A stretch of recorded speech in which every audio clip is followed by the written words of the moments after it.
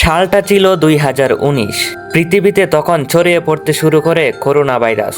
বাহিরে গেলে বড় ভাইদের একটা গেম খেলতে দেখতাম, আর আমি পেছনে দাঁড়িয়ে চুপচাপ গেম প্লে দেখতাম। মনে মনে শুধু একটা কথাই ভাবতাম, ইস আমিও যদি একটু খেলতে পারতাম। তারপর এলো 2020। করোনায় স্কুল বন্ধ।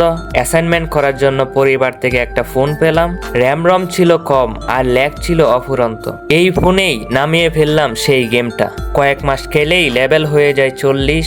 ভাবলাম আমি তো পুরাই প্রো হয়ে গেলাম, কিন্তু পরে জানলাম আমি গেস্ট অ্যাকাউন্ট দিয়ে এতদিন গেম খেলতেছিলাম। আবার নতুন আইডি খুলে শূন্য থেকে শুরু করতে হলো।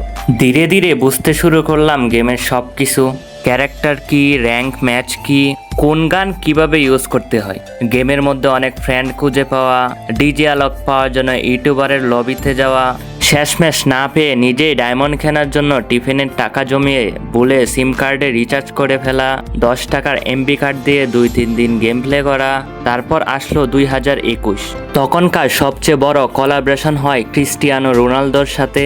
এই বছরের মাঝামাঝি সময়ে আমরা বাংলাদেশ সার্ভার পাই, মনে একটু আনন্দ আসে, কিন্তু কিছু মাস পর বাংলাদেশ থেকে গেমটাকে ব্যান করে দেওয়া হয়।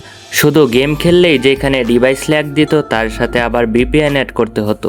একদিন হঠাৎ কিভাবে যেন অ্যাকাউন্টটা হ্যাক হয়ে গেল। কষ্টে কিছুদিন গেম খেলা অফ রাখলাম, আবার কিছুদিন পরে ফ্রেন্ড থেকে আইডি নিয়ে গেম খেলা শুরু করলাম। একদিন ইউটিউবার হওয়ার স্বপ্ন জাগলো। ভিডিও রেকর্ড করে কোনো মতো এডিট করে আপলোড করতাম। রাতে স্বপ্ন দেখতাম মিলিয়ন মিলিয়ন ভিউজ। সকাল হতেই স্বপ্ন ভেঙে যেত।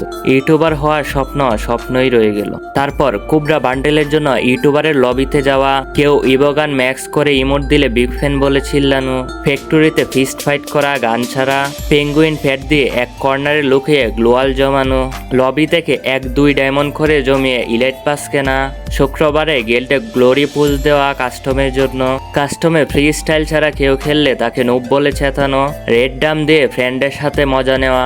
এভাবেই 2024 সাল পর্যন্ত চলে যায়। আর এইগুলো কি এত সহজেই করে ফেলছিলাম?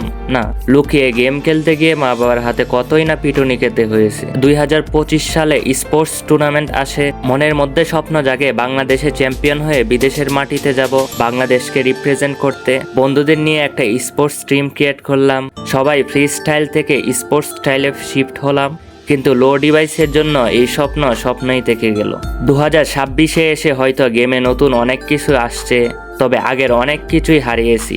Glider, old peak, red dam, danger zone, poison zone, bank jam, পুরনো বন্ধুগুলো, আর না বলা অনেক কিছু। অনেক বছর ধরে ফ্রি ফায়ার খেলছি, কিন্তু জীবনে খুব বেশি পরিবর্তন করতে পারিনি। সময় বদলেছে, বয়স বেড়েছে, পরিবারের চাপ, পড়াশোনার চাপ, সবকিছু মিলিয়ে এখন মনে হচ্ছে গেম থেকে ধীরে ধীরে দূরে সরে যাচ্ছে। তবুও মাঝে মধ্যে প্লে স্টোর থেকে আবার ফ্রি ফায়ার ডাউনলোড করি, কয়েকটা ম্যাচ খেলি, তারপর আবার রেখে দিই। কিন্তু একটা জিনিস কখনো ডাউনলোড বা আনইনস্টল করা যায় না, সেটা হলো স্মৃতি।